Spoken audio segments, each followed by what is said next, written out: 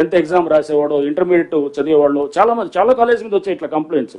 రేపు తప్పకుండా academic year అయిన తర్వాత వీళ్ళ ఎక్కడైతే గనక ఇటువంటి ఉన్నాయో కంప్లైంట్స్ వాటిని తప్పకుండా హ్యాండిల్ చేసి ఓవైసీ అసలు ఛాలెంజ్ చేస్తా ఉన్నారు హైడ్రాని ప్రభుత్వాన్ని, మీ బిల్డింగ్స్ ఓకే రంగనాథ్ గారు, మీరు మొన్నటి వరకు మీకు ప్రశంసలు వచ్చినాయి అన్నారు, నిజంగా అందరు కూడా హ్యాపీగా ఫీల్ అయ్యారు. కానీ ఈ మధ్యలో రావడానికి ప్రధాన కారణం ఏంటంటే పెద్దవాళ్ళకి జన్వాడ కానీ ఇంకొక ఎంపీ కానీ ఇంకో మాజీ ఎమ్మెల్యే కానీ ఎమ్మెల్సీ కానీ అన్నీ ఉన్నాయనేది అందరు చెప్తున్నారు. వాటిని వదిలేసి చిన్న వాళ్ళని పట్టుకోవడంతోనే హైడ్రా మీద అందరు కోపంగా ఉన్నారు.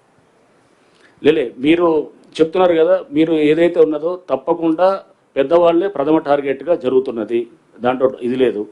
చిన్నవాళ్ళైనా కానీ కూడా మీరు చిన్నవాళ్ళు అనుకోవద్దు. మీరు ఇప్పుడు ఈ విల్లాసు డిమాలిష్ చేసినప్పుడు కనపడేది ముందు చిన్నవాళ్ళు కానీ వెనకాల ఉండేది పెద్దవాడే అనమాట. అది కూడా గుర్తుపెట్టుకో. సో చేసేది వాళ్ళు చేస్తున్నట్టు అంటే ఇటువంటి వాటికి చెక్ పెట్టాలంటే కనుక అది వెనకాల ఉండే ఆ పెద్దవాళ్ళకి అది తెలియటానికే ఇది చేసేది కూడా అనమాట. సో నేనే జన్వాడ జన్వాడ నేనేది అంటున్నాను, ఇండివిజువల్ది మీరు చెప్పి జన్వాడ అనేది doesn't come under the scope of ఏది హైడ్రా. ఎందుకంటే జన్వాడ 111 జీవో కింద ఉంటుంది కానీ 111 జీవో పరిధి మాకు రాదు. And it is out of the ఏది మాకున్నటువంటి పరిధిలోకి రావట్లేదు అది. బట్ డెఫినెట్గా అది రేపు దాని మీద చేయాల్సిన ఏజెన్సీ వాళ్ళు తప్పకుండా అంటే ఇండివిజువల్ దీన్ని చేసేది. రేపు మేము సైలెంట్గా ఉన్నామని ఎందుకు అనుకుంటున్నారు? చాలా గ్రౌండ్ వర్క్ కూడా జరుగుతుంది, చాలా బ్యాక్గ్రౌండ్ వర్క్ కూడా జరుగుతుంది. చేసినప్పుడు సరైన టైంలో మీరు చూస్తారు. ఇదంతా 4 రోజులు ఉండేటటువంటి మీరు అనుకుంటారు ఏమి సైలెంట్గా ఉన్నారు చేయట్లేదు పెద్దవాళ్ళ మీద అని.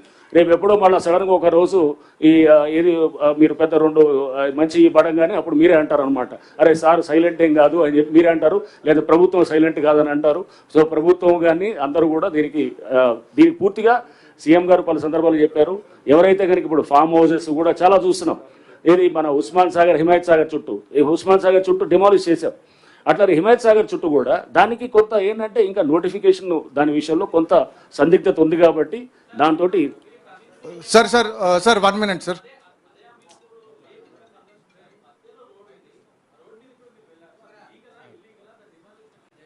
నేనే అది రోడ్డు అక్కడ చెరువు అక్కడ కూడా మేము చెప్పాము. అక్కడ ఒక ఏది ఎక్స్ ఎమ్మెల్యే వాళ్ళు కూడా ఆక్యుపై చేసేసింది దాన్ని ఇప్పుడు నెక్స్ట్ డిమాలిషనే కాదు, రిట్రీవల్ ఆఫ్ ద లేక్స్ అంటే దాన్ని మొత్తం మళ్ళీ రివైవ్ చేయడం అనేది నెక్స్ట్ అది కూడా మొదలవుతుంది. రేపు ఈ వారం 10 రోజుల్లో కూడా ఒక వర్క్షాప్ కూడా ఆల్రెడీ నిన్న కూడా మేము కొంతమంది ఎన్వైరన్మెంటలిస్ట్ పిలిచాము, వాళ్ళతో సజెషన్స్ తీసుకుంటున్నాం. ఎట్లా మనం ఇన్లెట్ నాలాస్ ఇన్ఫోసిస్ వాళ్ళు అద్భుతంగా బెంగళూరులో ఒక లేక్ని వాళ్ళు రివైవ్ చేశారు. ఇన్లెట్ నాలాసు ప్లస్ దానికి మొత్తం ఏది ఆ చెరువుని చేసి పూర్తిగా దాన్ని ఒక లైవ్ లేక్గా తయారు చేశారు. మనం కూడా అలాంటివి చేయడానికి మనం చాలా సజెషన్స్ తీసుకోవడానికి ఆ వెనకాల చాలా బ్యాక్గ్రౌండ్ వర్క్ జరుగుతుంది. మీరు జరుగుతుందని అనుకోవట్లేదు. మీరు సైలెంట్గా ఉన్నారు మాట్లాడలేదంటే కనుక సైలెంట్గా ఉన్నామని కాదు.